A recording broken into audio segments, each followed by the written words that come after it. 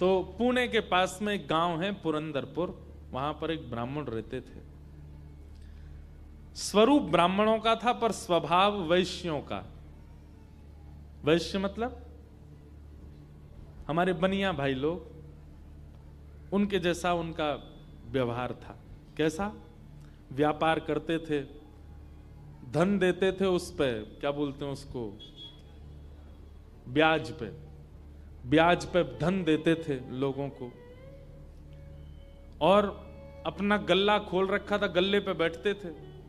ब्राह्मण का नियम है संध्योपासन करना चाहिए, यज्ञ करना चाहिए, अध्ययन करना चाहिए, ग्रंथों का अवलोकन करना चाहिए, पर ये सब कुछ नहीं करते थे। सुबह उठे, केवल तिलक लगाया, स्नान करके चोटी शिखा बांधी और सीधे अपने गल्ले पे पहुंच जाते थे। उनको दिन भर का यही, क्या देना है देते रहो। और इन सबके साथ साथ महाकंजूस, खूब धनवान थे। भगवान की कृपा से उन पर ब्याज का इतना धन आता था कि वो पूरे पुरंदरपुर गांव को अकेले भोजन करा सकते थे। पर इतने कंजूस थे, इतने कंजूस थे, दूध में अगर मक्खी भी गिर जाती तो दूध छान के पी जाते थे। और मक्खी को यूं पकड़ करके उसके भी 2-4 बूंद छींटा जो दूध के होते थे उनको भी लेके पी जाते थे। दूध का क्या बिगड़े, इतने कंजूस। और कंजूसाई की हद तो तब पार हो गई, उनकी पत्नी का नाम था सरस्वती देवी। क्या नाम था? तो सरस्वती देवी जो थी, उनके पिताजी ने इसीलिए ब्याह किया कि भाई ये विप्रदेव जो हैं बड़े धनवान हैं, बेटी खुश रहेगी हमारी। तो सरस्वती देवी का ब्याह हो गया। उनकी मां ने, पिता ने जितने गहने दिए, ब्याह के अगले दिन ही, सब लोग इधर देखो, बहुत ध्यान से सुनो कथा। ब्याह के अगले दिन ही सुबह सुबह ब्राह्मण देवता उठे, देवी सुनो, सबरे गहने उतारो अपने। बोले क्यों? अरे देखो कितनी अच्छी नक्काशी की है इसमें, कितने अच्छे से तुम्हारे कुंडल बने हैं, कितने अच्छे तुम्हारे गले के हार बने हैं, हाथ के तुम्हारे बढ़िया कंगन कड़ूला, रोज पहनोगी तो घिस जाएंगे, उतार दो सबको। पत्नी ने भारी भारी सामान सब उतार दिए, कानों के कुंडल, नाक की बाली और गले का एक मंगलसूत्र रहने दिया, हाथ के कंगन रहने दिए, पैरों की पाजेब और पायल रहने दी। लेकिन पुरंदर, ये अपने ब्राह्मण देवता जो थे, इनको वो भी अच्छे नहीं लगते थे। रोज अपनी पत्नी को, क्यों इनको पहन के घूमती है, उनको दे दो, अंदर तिजोरी में रख दूं मैं। पत्नी कहती है तो सौभाग्य है, ये तो पहनने दिया कीजिए। महाराज कहते कहते 6 महीना हो गए, रोज टोकते। अब तो ये स्थिति में आ गए कि पत्नी के हाथ का भोजन नहीं करते थे। वो रोटी बनाती, बोले मुझे नहीं पाना, और अपनी दुकान पर जाके वो दुकान के बालक से कहते अपने घर से बनवा ला। दोनों भावना थी, एक तो नाराज थे पत्नी से कि गहने क्यों नहीं उतार रही है, दूसरा बढ़िया है घर का आटा बचेगा। इतने कंजूस। पत्नी बोली क्या करे, रात में बोली आप कैसे मानेंगे, बोले ये उतार दो जितने पहन रखे हैं। उसने कान के कुंडल भी उतार दिए, हाथ के कड़ूला भी उतार दिए, पाजेब भी उतार दी, गले का मंगलसूत्र भी उतार दिया। सब बिल्कुल कोरी हो गई बेचारी। केवल नाक की एक नथ रहने दी उसने।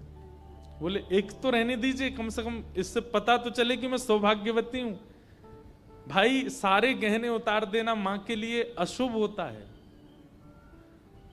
पतली सी एक नाक में वो नथ भी नहीं थी, छोटी सी एक कील जैसी थी। उसके लिए भी बोले कि रात में तो उतारी दिया करो इसको भी। इतने कंजूस। सब उतार दिया। पत्नी बेचारी साड़ी में और केवल एक नथ लगा करके, मांग में सिंदूर भर के, बिंदी लगा के ऐसे घूमती थी।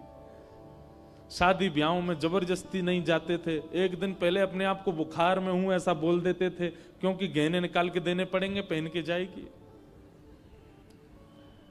इतने कंजूस। कभी कभी जो व्यक्ति अति में संसारी होता है ना, ठाकुर जी को उस पर भी बड़े मजे आते हैं देखने में। ठाकुर जी कहते हैं, मतलब एक बात हमारी सुनना बहुत ध्यान से, इधर देखना सब लोग। कई लोग ऐसे होते हैं, और आजकल ज्यादातर ऐसे होते हैं कि भक्ति में भी हैं और संसार में भी हैं। अभी उनको पता चला कि कोल्हापुर में कथा चल रही है तो कथा में भी आ रहे हैं, और 4 दिन बाद का उनका रिजर्वेशन भी है कि कब हमको क्लब जाना है, कब पार्टी करनी है, कब उल्टा सीधा खाना है, वो भी उनका फिक्स है। हमारी बात बहुत कान खोल के सुन लीजिएगा, ऐसों का उद्धार कभी नहीं हो सकता जो ना इधर के हैं ना उधर के। हम अपनी कथा में स्पष्ट कहते हैं, एक थौर पकड़ो, या तो ठाकुर जी को ही पकड़िए, और संसार में अगर जाना बहुत रुचिकर लगता है तो उसी को ही पकड़िए, ये बीच में मत घूमा कीजिए। कथा हुई तो यहां आ गए, और कभी कुछ उल्टे सीधे काम हुए तो वहां भी चले गए। अब पी भी लेते हैं, खा भी लेते हैं, कथा भी तो सुनते हैं। ऐसों का तो कभी उद्धार नहीं हो सकता। इसलिए एक ठौर पकड़ो, या तो वहीं के ही रहो, पूरे खाओ पियो आनंद करो, या फिर कथा के ही रहो। वैष्णव हो जाने का कम से कम इतना तो आप पालन कर सकते हैं कि जहां भगवत चर्चा नहीं है, जहां भगवदीय लोग नहीं है, जहां पर ऐसी व्यवस्था नहीं है, वहां से थोड़ा परहेज करो, वहां नहीं जाना है। आपको क्या पता कौन सी व्यवस्था, कौन सा भाव आपके चित्त को परिवर्तित कर दे। तो इसलिए हमारी प्रार्थना है, ये बीच के मत रहिए, इधर उधर घूमते रहते हैं, एक तरफ जाइए, एक तरफ पकड़िए। संसार अच्छा लगता है तो पूरे पूरे जाओ वहीं पे।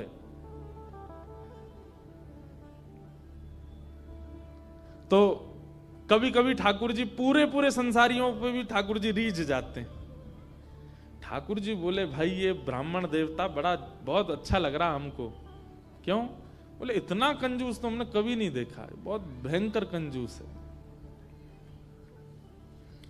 ठाकुर जी का मन आ गया उस पर। अच्छा, जो पत्नी थी ना सरस्वती देवी, वो बड़ी भक्ता थी, वो तो नाम जप भी करती थी, वो दर्शन करने के लिए भी जाती थी, लेकिन ये नहीं जाते थे उसके साथ। वो अपने माता पिता के मायके जब जाती थी तो मायके वाले लेके जाते थे उसको दर्शन कराने, ये तो कभी नहीं लेके जाते थे, तो कंजूस थे, खर्चा होगा। और मायके भी खुद नहीं लेके जाते, इनके भाइयों से बोल देते तुम ही आके ले जाओ, उसमें भी खर्चा ना हो मेरा। सोचो कितनी ऊंचे लेवल के कंजूस। तभी ठाकुर जी का मन आ गया इस पे, तो इसको देखूं मैं एक बार। और हमारे श्री पंडरीनाथ भगवान, श्री विठल भगवान एक दीनहीन से ब्राह्मण का रूप धारण किया, फटी सी धोती पहनी, कुचैली मैली सी कुर्ता पहने, और पुराना काला सा जनेऊ धारण किया, और महाराज ऐसी तिलक सा लगा करके बिल्कुल दीनहीन, झुर्रियां पड़ रही हैं मुखमंडल पर, और ऐसे हाथ जोड़ते भये इनके दुकान पर पहुंच गए। रूप रंग देख करके ही पहले तो ब्राह्मण देवता समझ गए, बोले अरे ये और आ गया, ये कुछ देना वेना तो है नहीं, मांगेगा। कहो तन पे नहीं लगता, चल दिए कलकत्ता, क्या करने आए हो? ठाकुर जी बोले बहुत गरीब ब्राह्मण हूं मैं, मेरी बेटी का ब्याह होने वाला है, अपनी पुत्री का ब्याह करना है मुझे, और मुझे ब्याह के लिए थोड़ी व्यवस्था चाहिए धन की। आप तो बहुत बड़े धनवान सेठ हैं, कृपा कर दीजिए ना, कुछ दे दीजिए मुझको, मैं अपनी बेटी का ब्याह कर दूंगा और थोड़ा ठीक हो जाएगा। या तो धन दे दीजिए, नहीं तो कुछ सामान दे दीजिए, सामग्री दे दीजिए, मैं उसी से कुछ ना कुछ तो व्यवस्था करूं। तो ये जो ब्राह्मण थे ना, ये जबरदस्ती रफू की हुई धोती और कुर्ता पहन के जाते थे कि कोई मांगने वाला आ जाए तो उसको दिखा दूं, देखो मेरे खुद के कुर्ता फटे, मैं तुमको कहां से दूं। तो ठाकुर जी को दिखाने लगे, ये देखो मेरी धोती यहां से उधरी हुई है, मेरा कुर्ता यहां से फटा हुआ, कैसे तुमको दूं, मैं खुद नहीं अपने नए खरीद पा रहा, तुमको कहां से दूं भाई। ये सब तो केवल बाहर का दिखावा है, मेरे पे कोई पैसा वैसा कुछ नहीं है, दूसरों का धन ले रखा है मैंने। भैया चलते बनो, कहीं और जाओ, किसी और से मांगो, भगवान करे तुम्हारी बेटी का ब्याह बहुत अच्छा हो। बोले मुझे या तो धन दीजिए, नहीं तो मैं यहीं बैठा रहूंगा। ठाकुर जी जिद पे आ जाएं तो उनको कौन हटावे। ठाकुर जी वहीं बैठ गए द्वार पे, बोले मुझे धन दो, ऐसे तो नहीं जाऊंगा, मैं आपके दर पे आया हूं, कुछ तो लेके जाऊंगा, मेरी बेटी का ब्याह है। अंत में हार करके ब्राह्मण बोला, देखो मैं ऐसे नहीं देता हूं, कुछ लाओ, मेरे पास गिरवी रखो, पैसा ले जाओ और जब पैसा हो जाए तो पैसा देके अपना सामान ले जाना, तुम पे है कुछ देने के लिए?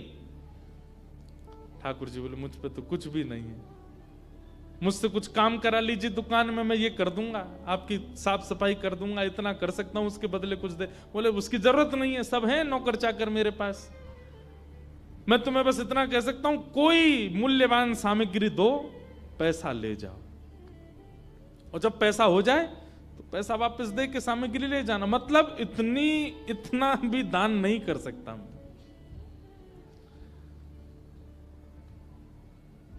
ठाकुर जी बोले ठीक है, मैं जाता हूं, कुछ ढूंढ के लाता हूं। ठाकुर जी भी इतने खेलते हैं, ठाकुर जी जैसा खिलाड़ी नहीं है दुनिया में, इतना बड़ा खिलाड़ी कोई नहीं हो सकता। ठाकुर जी गए उस ब्राह्मण देवता के घर, और घर जाकर के द्वार पे खड़े होकर रोने लगे। इतना रोए, भीतर से सरस्वती देवी निकल के आई। अरे अरे अरे अरे ब्राह्मण देवता, आप इतना रो क्यों रहे हैं, क्या बात है? छोटी सी मेरी लाली बड़ी हो गई है, उसका ब्याह के लिए मैं बहुत दिन से वर ढूंढ रहा था, बड़ी मुश्किल से एक लड़का मिला है, अपनी बेटी का ब्याह करना है। बहुत जगह ठोकरें खा के मांगा मैंने, मुझे किसी ने सहायता नहीं दी, अंत में तुम्हारे द्वार आया हूं, यहां भी नहीं मिला, बेटी को क्या मुंह दिखाऊंगा, यहीं प्राण त्याग दूंगा, जहर मेरी जेब में ही रखा है। सरस्वती देवी तो बेचारी बड़ी भावुक, भक्त का इस स्वभाव है कि वो दूसरे की पीड़ा देख ही नहीं पाएगा, तब समझो वो भक्त है। जो दूसरे की पीड़ा देख ले और देख करके भी बिल्कुल उसका मन घबराए ना, मन बिल्कुल नेत्र सजल ना हो, समझना उसमें भक्ति भाव उचित है नहीं। सरस्वती देवी तो रोने लगी, आंखें लाल पड़ गई, बोले भगवान मेरा मन, अगर मुझ में सामर्थ्य होती मैं पूरा घर आपको दे देती, पर मैं क्या करूं? मेरे पतिदेव इतना प्रतिबंध लगा के रखते हैं कि मैं स्वयं ऐसे रहती हूं, मैं आपको क्या दूं? ठाकुर जी तो इतने पछाड़ खा के गिर पड़े, अरे हाय राम, अब तो मैं जहर खाना ही पड़ेगा, निकालू कहां है? सरस्वती देवी रुकी रुकी रुकी, ऐसा मत कीजिए भगवान, चरण पकड़ूं आपके, मेरे पास एक ही वस्तु है।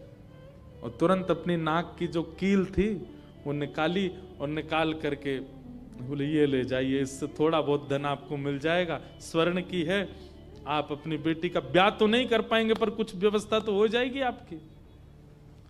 ठाकुर जी ने तुरंत, जहर भी पता नहीं कहीं गिर गया था, बढ़िया तुमने दे दिया, अब मैं कुछ कर लूंगा व्यवस्था। ठाकुर जी वो कील उसकी नाक की ले ली और सीधे गए उस ब्राह्मण की दुकान पर। देखो कितने उद्यमी हैं ठाकुर जी, और उसके दुकान पर जाके सीधा ले ले, और इसके बदले अब ला पैसा दे मुझको, तू कह रहा था ना कुछ सामान दो, उसके बदले पैसा मिलेगा, ये ले सोने की कील नाक की, धर ले अपने पास, ला पैसा दे। ब्राह्मण देवता ने जैसी कील देखी, ये आपको कहां से मिली? बोले उससे तुझको क्या, तू तो पैसा दे। मुझे कहां से मिली इससे तेरे को मतलब नहीं होना है, तू पैसा दे मेरे को, मेरी बेटी का ब्याह है, और अब मैं तेरे से भीख नहीं मांग रहा हूं, चीज रख के गिरवी तब ले रहा हूं, ला दे। बेचारा फंस गया, वो क्या करे, वो 3-4 बार सोचे, बोले मिली कहां से? बोले तू मत सोच, मुझे पैसा दे। कील उसने तिजोरी में अंदर रखी, ताला लगाया, और उसका जो धन होता था वो धन ठाकुर जी को दिया, ठाकुर जी ने जेब में धरी, निकल गए वहां से। ब्राह्मण ने अपनी भुजा ऊपर करी, बोले इसको बताता हूं, ये बहुत दानवीर बनती है अपने मन में, मैंने इसको बोला था एक कील पहने, वो तो बहुत अच्छी कृपा मुझ पर ठाकुर जी की, जो मैंने इसके सारे गहने उतरवा दिए, नहीं तो सब दान कर देती, एक कील छोड़ी वो भी दान कर दी किसी को।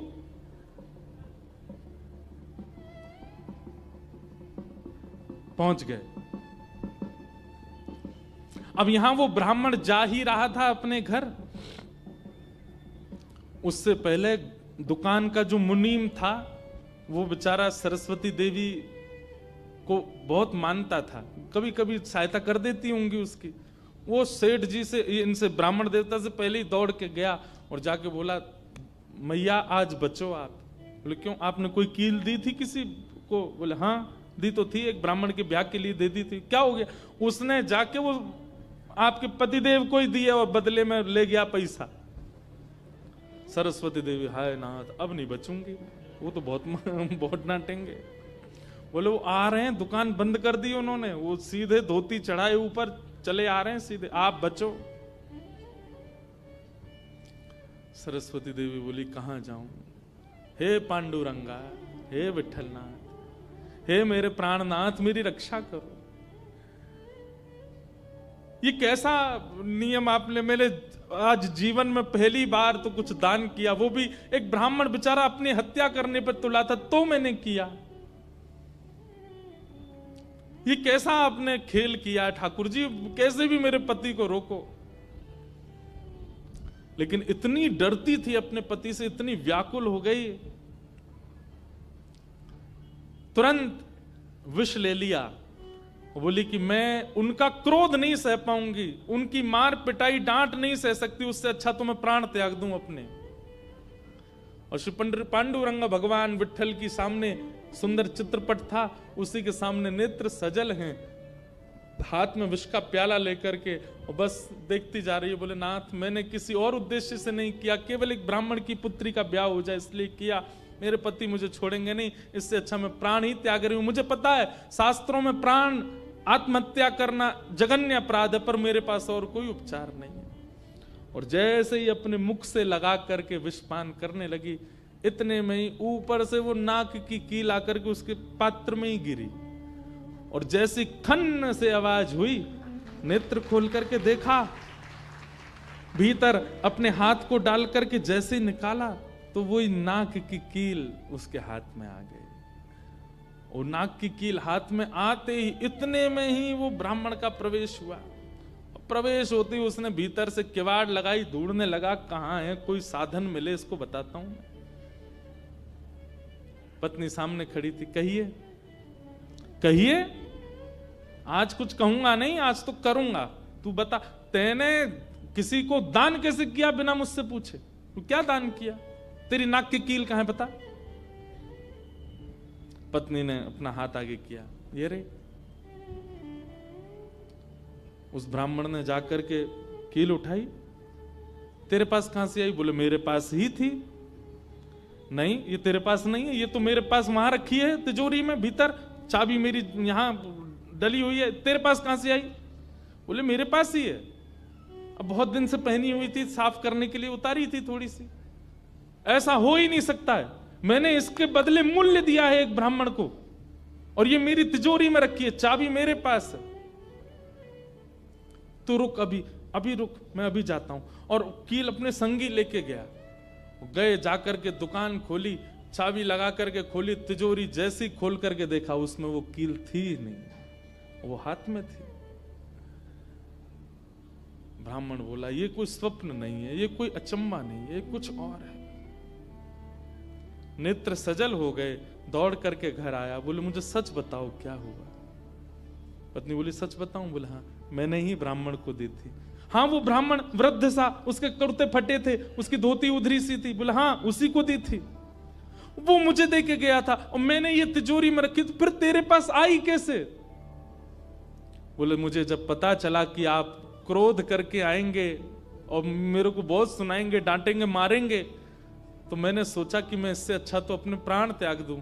और मैं पांडुरंग के सामने रोते हुए विष लेकर के हाथ में पीने को हुई, इतने में ही आपका घुसना हुआ और ऊपर ना जाने कहां से वो नाक की कील आकर के इसमें गिर पड़ी। ये किसी और ने नहीं, और वो ब्राह्मण कोई और नहीं, साक्षात पांडुरंगा ही थे, वही आए थे,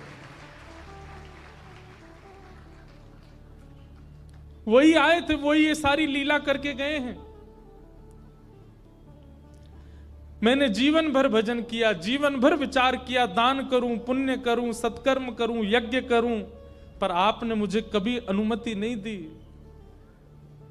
अरे दुनिया के लोग कमाते हैं और दान करते हैं, पर हम कितने भाग्यशाली हैं कि स्वयं पांडुरंगा आए और आकर के हमारे कमाए गए धन को स्वयं लेकर के दान करवा के गए, ब्राह्मण बन के स्वयं अपने हाथ में लेकर के गए। ये आप पर और मुझ पर कृपा है। उसी समय ब्राह्मण ने मन में सोचा, मैंने जीवन में एक कार्य भी अच्छा नहीं किया, मैंने जीवन में एक कृत्य भी ऐसा नहीं किया जिससे ठाकुर जी मुझसे प्रसन्न हो, लेकिन मैं इतना अधम, इतना पापी, इतना दुष्ट, इतना अयोग्य, फिर भी मुझे ठाकुर जी ने इस योग्य समझा। और योग्य क्या समझा, मेरी दुकान पर आकर के ठाकुर जी याचना कर रहे थे कि मैं कुछ दे दूं। मैं कितना बड़ा दुर्भाग्यशाली कि ठाकुर जी मेरे द्वार पर आए और मैंने कुछ नहीं दिया उनको, उनसे हट किया, उनसे कहा कि कुछ लेके आओ तभी तुमको दूंगा। मेरी वजह से ठाकुर जी को श्रम सहना पड़ा। कितने कृपालु हैं बंधुओं ठाकुर जी, आपके अवगुण नहीं देखते। मैं एक बात कथा में कहा करता हूं कि मानव में और परमात्मा में अंतर क्या है। मानव वो जो सब अत्यंत गुणवान में भी अवगुण देखता है, और ठाकुर जी कौन, जो अत्यंत अवगुणी में भी एक गुण देख लेते हैं, इसमें ये गुण है। हम आप कैसे हैं, हमारे सामने 100 प्रशंसा कर दी जाए एक व्यक्ति की, और वो व्यक्ति हमारे सामने आ जाए तो हम उससे 5 मिनट मिलने के बाद जब वापस जाएंगे तो वो कहेगा, बताओ कैसा था, अच्छा था ना लड़का, मैंने उसके बारे में तुमको बताया था, अच्छा ठीक था, लेकिन उसमें भी ये कमी थी। हम कमी बहुत जल्दी ढूंढ लेते हैं। और ठाकुर जी अत्यंत अयोग्य, अत्यंत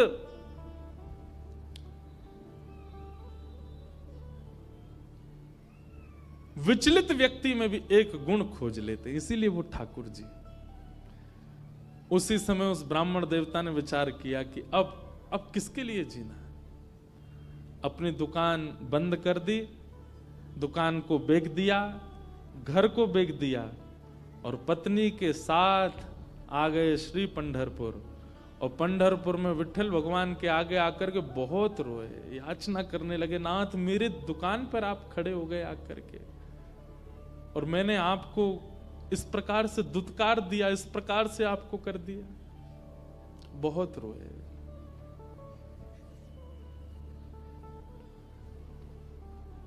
आहा,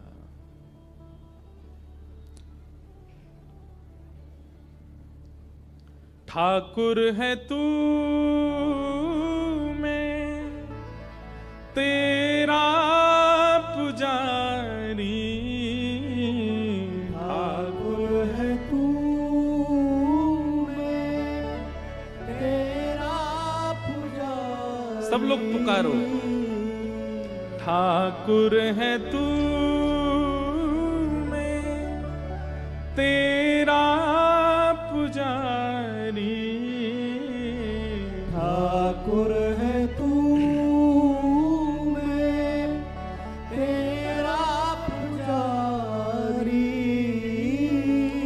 तेरा खेल हूँ मैं, तू मेरा खिलाड़ी, तेरा खेल हूँ मैं, तू मेरा खिलाड़ी। हे नाथ, ये तो उल्टा हो गया। आप खिलाड़ी हैं और मैं खेल हूं, आपको मुझसे खेलना चाहिए, पर मेरे द्वार पर आकर के आप मांगते रहे और मैं मना करता रहा, मैंने गलत किया ना। और तब से उन्होंने पंढरपुर निवास कर दिया, सब छोड़ करके केवल पांडुरंग भगवान के सामने बैठ के कीर्तन गाते। उन्हीं का नाम फिर हो गया भक्त पुरंदर। बोलो भक्तराज पुरंदर की।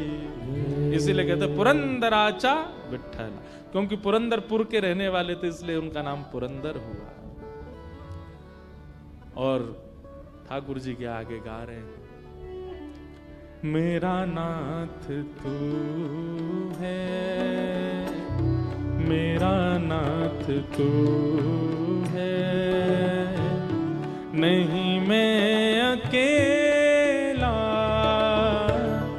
मेरे साथ तू है, ओ मेरा नाथ तू है, मेरा नाथ तू है, नहीं मैं अकेला, मेरे साथ तू है।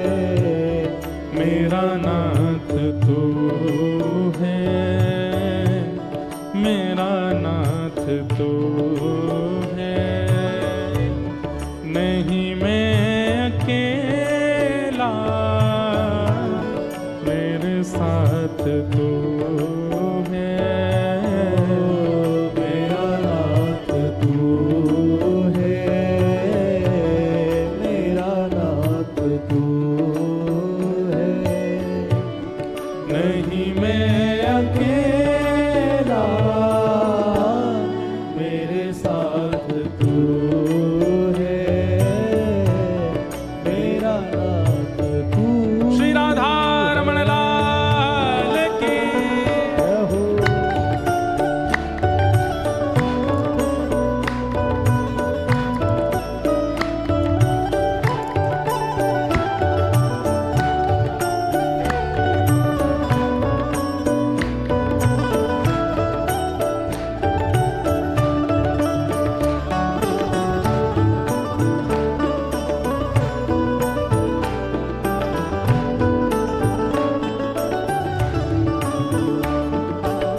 श्री विठलनाथ भगवान की।